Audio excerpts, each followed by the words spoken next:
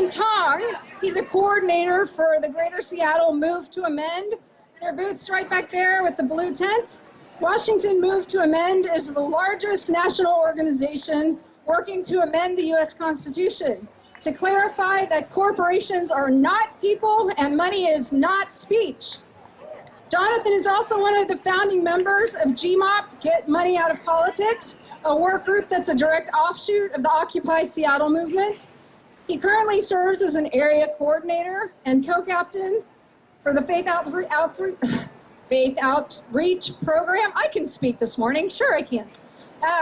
For WAMEND and the Washington Coalition to Amend the Constitution and Initiative 735. Everybody please welcome Jonathon Tong. Well, thank you for that wonderful introduction, and thank you for giving me the chance to be here with you today. One thing Laura forgot to mention is that I'm also a high school biology teacher at Meadow Lake Terrace High School. Thank you. I'm only an activist in my spare time when I'm not grading papers. Any other teachers in the crowd here today? Awesome. Thank you. Pop quiz. Raise your hand if you know what Citizens United is. Excellent. Raise your hand if you would agree that big money in our elections is one of the biggest problems that we face. The problem at the root of every other problem that we've got. Good. Well, I'm here to ask your support for Initiative 735 today. I-735 is a proposed ballot initiative that would allow the people of Washington State to call for amending the U.S. Constitution to settle for once and for all that, one, constitutional rights are just for people, not for corporations like Monsanto. Two, that money is not speech. And three, that political spending and contributions need to be disclosed so that we, the people, can know who's trying to buy our elections. 16 states have already passed resolutions like this. We just want Washington to be the 17th. So there's 4 things that you can do to help. 1, sign our petition. Over there on the blue awning there, petitions, and we've got people walking around with clipboards. Petition signature gatherers, can you hold them up in the air? So if you haven't signed our petition yet, could you please make your way over at some point to one of those folks and add your signature? Make sure that you sign and put your address on as registered, or you won't be able to count your signature. And if you're not registered to vote, we got voter reg forms here. Your donations will help us pay for printing and mailing costs and help support our campaign staff.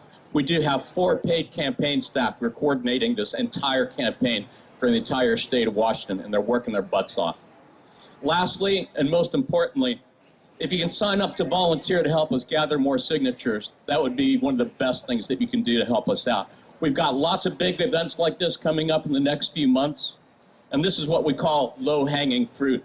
These are easy signatures to get. Everybody who comes to events like this wants to sign. So if everyone who supports this signs, we'll get this thing passed easily. We just need your help in getting petitions into those hands as much as possible.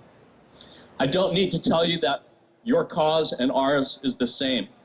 You already know that the No on I-522 campaign raised $22 million to defeat GMO labeling laws in Washington State last year.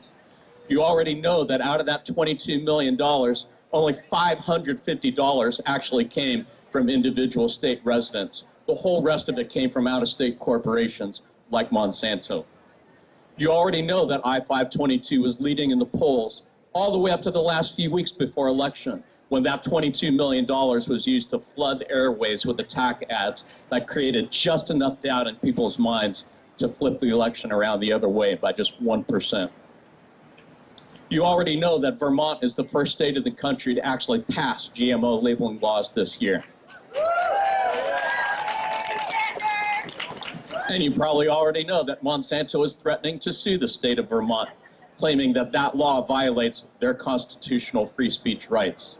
And by this time, you already know that there's nothing we can do to limit the amount of money that Monsanto spends to overturn that law, because according to our own Supreme Court, at least the 5 conservative justices that make up the majority, they've already determined that trying to limit that amount of money would violate Monsanto's constitutional free speech rights. So what else is wrong with corporations having the same constitutional rights as people? As a high school biology teacher, I think I can tell you with a fair amount of authority that corporations are not people, my friends. Pop quiz. Are corporations conceived by fertilization of sperm and egg? No. Are corporations birthed out of a woman's vagina?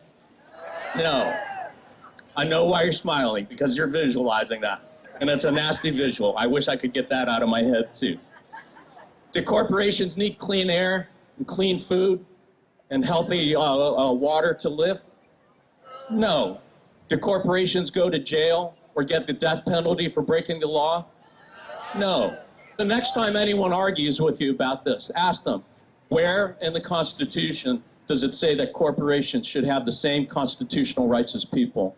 There's only one correct answer, and the correct answer is nowhere. What's wrong with money being equated with speech?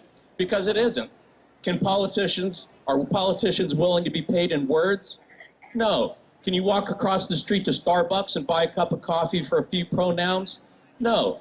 Money is not speech. Money gives you the power to amplify your speech. It's not the speech itself.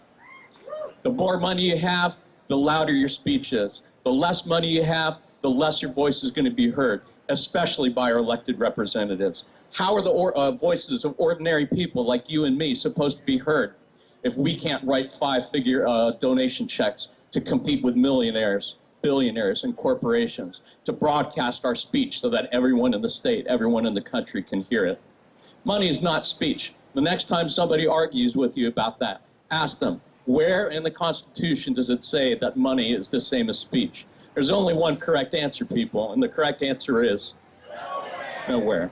So this is why we have to amend the Constitution to settle for once and for all that constitutional rights are just for people, not for corporations, not for super PACs, not for labor unions, not for any special interest group, and that money is not speech, and that spending millions of dollars to buy elections is not a free speech right protected by the First Amendment. Is it a moonshot? Of course it is. But we made it to the moon. It'll never happen. That's what they said about legalizing marriage. That's what gay marriage. That's what they said about legalizing marijuana. That's what they said about national health care reform. Is it a cause worth fighting for? Of course it is. It's always worth fighting for what you care deeply about. And that's why I joined Move to Amend.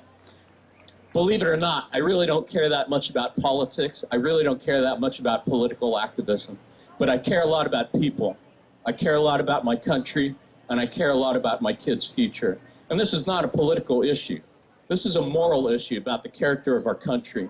Are we a country about we the people, or we the corporations?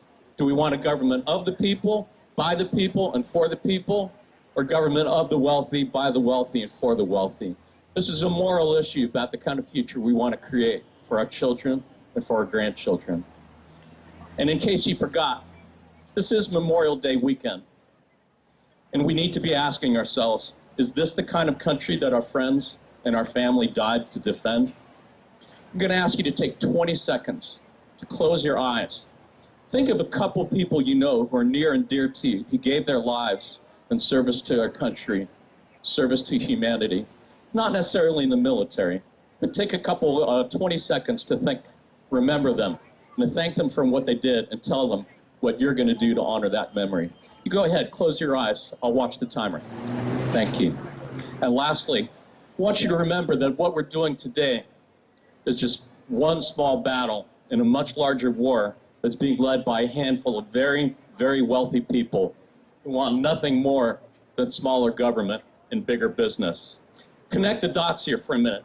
What issues do you care most about? Raise your hand if you care about climate change and shale oil drilling. Raise your hand if you care about TPP. Raise your hand if you care about funding for schools. Raise your hand if you care about minimum wage and workers' rights. Healthcare, immigration reform, the never-ending war and military spending, veterans care, social safety net programs. And whatever issue you care most about, you can be sure that the main reason we can't get anything done about it is because there's a handful of very, very rich people who are using their wealth and using their power to block any progress on it. The same way Monsanto is blocking GMO labeling laws, the same way that the fossil fuels industry is blocking any kind of action to reduce climate change. What I'd like you to do right now is raise your hand if you belong to any organization that's linked to any of these causes. An environmental group, a labor union, faith community, any special interest group.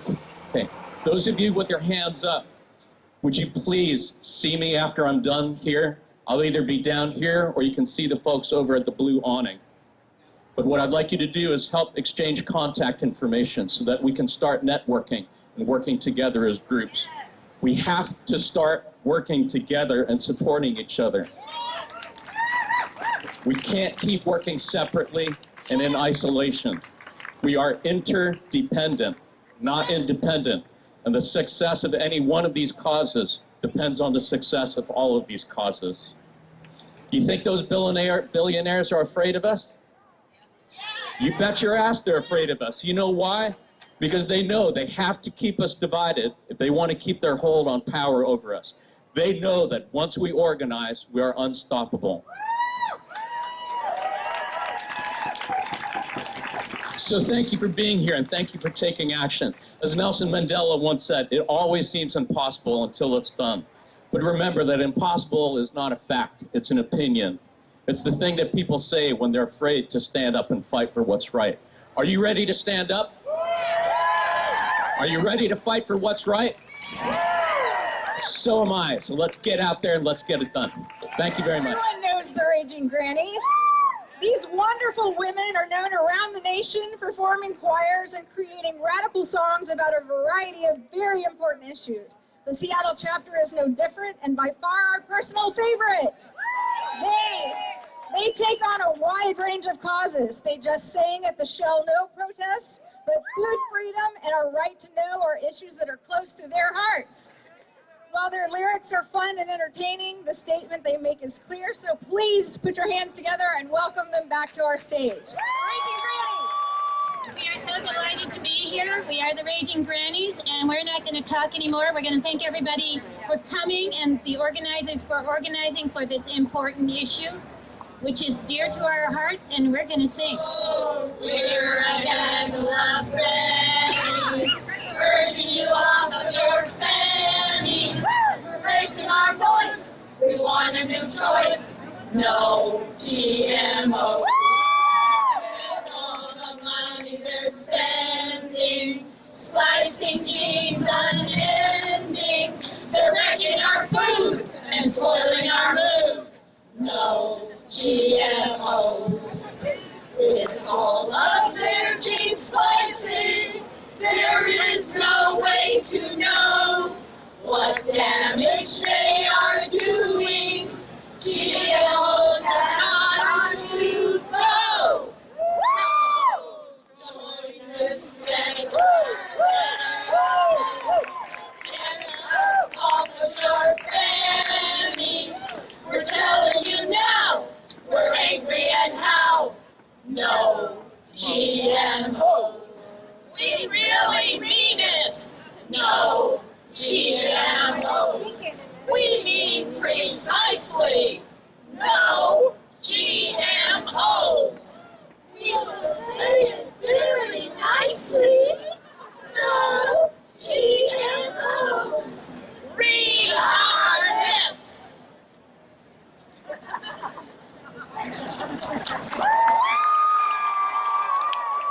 But now I'm here to introduce a representative from Beacon Food Forest. Kenji Nakagawa is a tour master, a garden work partier, a member of the Beacon Food Forest, and one of our favorite community partners. Their goal is to design, plant, and grow an edible urban forest garden that inspires our community to come together, grow our own food, and rehabilitate our local ecosystem. The people who work behind the scenes at BFF strive to improve public health by regenerating public land into an edible forest ecosystem. Leaning heavily on the tenets of modern permaculture, they work to reduce agricultural climate impact, improve local food security, provide educational opportunities, and celebrate the growing of food for the benefit of all peoples equally. Welcome, Kenji. Thank you guys all for being here. I'm very proud to be here. When I first started, I did not eat very healthily at all. Like most people, I ate mostly top ramen, fast food windows, or casino comps and terrible food. Then I saw that documentary, Food Inc. Has anybody seen that documentary? That was the first thing that changed my life, and after that I pretty much changed my food habits completely, partially because of that movie and partially because of this event and all of you guys here. Because after I saw that movie, I was talking to my family and friends and trying to get other people to care about GMO foods and organics too, and I was beating my head against the wall. Nobody was listening. Then I came here and I found so many other people that actually care about community and healthy food and providing for our families and our children and the future generations. So thank you guys all for being here. You guys helped me wake up. Since I found March Against Monsanto, though, I'm also very happy to have found the Beacon Food Forest, because while March Against Monsanto helped me realize what I was against and what I didn't want and helped wake me up, the Beacon Food Forest is actually providing real alternatives to GMO foods that, unlike the grocery stores where it's expensive, is completely free. We are sharing our food, whether you've been volunteering or not, whether you've been donating to our program or not. If it's your first time there, you are equally welcome with the rest of us to come in and enjoy as much food as you can ethically take for your families. And more than just the free food, our mission is to teach people about how to grow food, how to care for food, care for the earth, care for each other, and food empowerment and food justice. Just last week, I had the privilege of working at our monthly work party where we have like 100 to 120 people every month at our Saturday work parties, where I got to work with about a dozen little food foresters, probably about 7 down to 3 years old. And what we were doing is releasing ladybugs to help get rid of our aphid problems. And ladybugs tend to try to fly away when you release them, so they're not the best pest control. So we had tiny hands carefully ferrying the ladybugs from the bag onto flowers so that they find happy homes at the food forest. And the excitement these kids had was so contagious. And then the parents behind them was so happy that the parents were so happy. I was literally buzzing for like an hour and a half afterward from happy. Right now we've built out 2 acres of food forest where we're openly giving away everything. We are just now in the process of negotiating for another 5 acres. Eventually our project will be a 7-acre community harvest food forest right here in Seattle. Thank you. Last month, we just got through with our first community dinner where we gave away over 220 servings of food to over 170 people. Free, nobody turned away organic, healthy, nutritional food for no cost to anybody. And we're doing it more and more and more. And since more of the food that we're growing is coming from the food forest itself, our cost to provide it will get less and less as we grow. Hopefully all of you guys will come. We'll double the amount of people at our food forest. Our next harvest dinner is going to be June 27th. It's the 4th Saturday in June. We'd love for you guys to come, eat free foods, help with us. We started also a recipe blog from our dinners where we can not just share how to grow free food and invite people to harvest for free, but also sharing recipes to how to enjoy free food. So like for me last year when I was gardening, people handed me Swiss chard, which I knew was yummy. I had no idea how to cook it, right? I know I wanted to eat it. So with the food forest, we're really building communities so that you have opportunities to eat healthy foods, learn healthy foods, find communities. We're not just giving away healthy organic food. That's our 3rd tier mission. Our higher tier mission than that is education on top of that. And our number 1 priority is bringing community together so that people of like-minded intent can all get together, see we're not alone, and work together to build a better future so that we not only build a world without GMOs and Monsanto, but without world hunger at all. We could actually end hunger and suffering, and that's what I'm committed to, and that's what I'm so happy to see like-minded people like all of us here to do. So thank you all. Thank you. And see you at the food forest. They won't say what they're cooking today at the chemical restaurant. Maybe it's beans with monkey jeans at the chemical restaurant. You got one sore breast, or maybe both. Maybe the milk is full of bovine growth. They won't say what they're cooking today at the chemical restaurant. They won't say what there's happened today at the chemical restaurant. They can't wait to irradiate at the chemical restaurant. Thanks, Monsanto, it looks so good. We must bitch if it tastes like wood. They won't say what there's happened today at the chemical restaurant. They won't say what they're cooking today at the chemical restaurant. Those almighty sods are playing God at the chemical restaurant. They're planting seeds, you know what's next. If we don't stop them, they'll be patenting sex. They won't say what there's happened today at the chemical restaurant.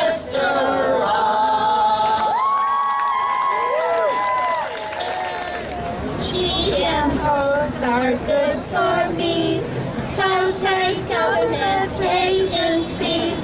Scientists there do agree, GMOs won't hurt me. Yes, scientists love me. Yes, governments love me. Yes, biotech loves me. Spin doctors tell me so. GM corn kills butterflies. What are the other GM lies? Terminator, can't you see? It's good for India and me. Yes, scientists love me. Yes, scientists love me. Yes, biotech loves me. Spin doctors tell me so. Hi, I'm Carrie Kenner. I'm a Board of Directors member for the Seattle Farm Co-op. We are a member-owned and member-operated cooperative that serves to support urban farmers with supplies, education, information, and community. We've been in Seattle since 2009. We have over 500 members and are growing every day. And one of the things that we really strive to do is have all of our supplies be organic and local and support that kind of food raising for a healthy planet and healthy bodies. Thanks.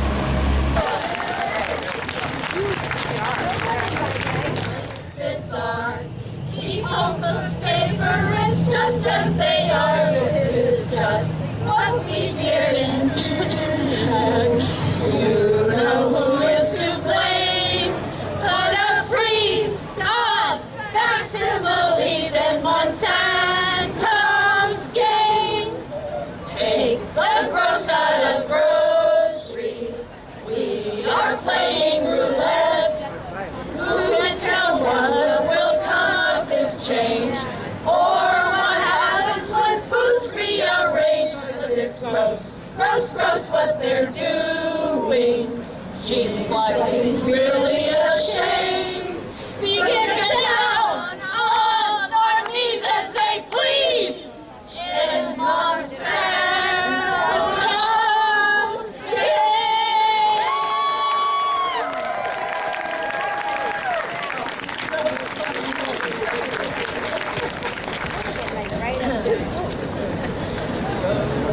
Rose the corn from Monsanto seeds. Overcome and overtake all other varieties. Emerald beetles kill the ash, Dutch elm kill trees too. When the bug kills corporate corn, then what shall we do? Sweet, tart, juicy tomatoes disappearing fast, replaced with tasteless corporate wars that ship well and they last.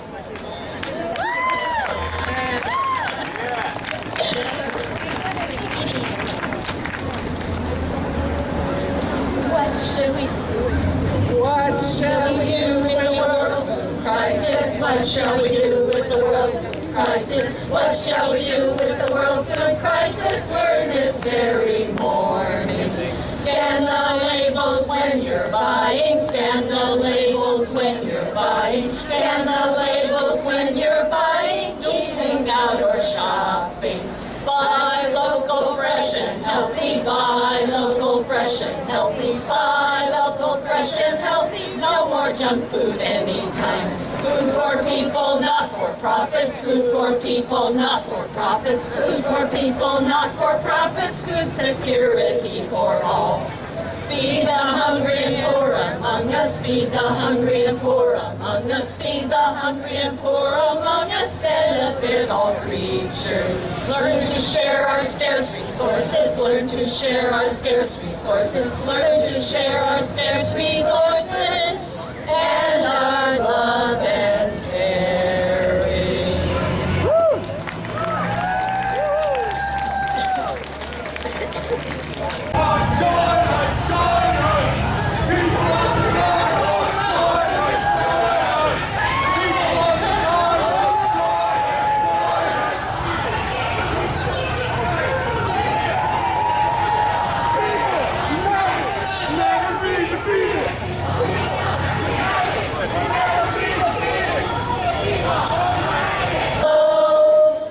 Monsanto has buried a bushel of woes.